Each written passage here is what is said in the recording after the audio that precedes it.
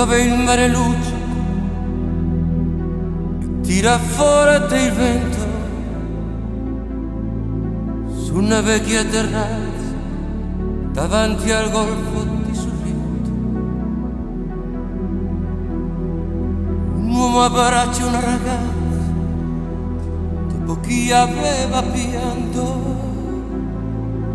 poi si schiarisce la voce e ricomincia il canto. Ti voglio bene assai,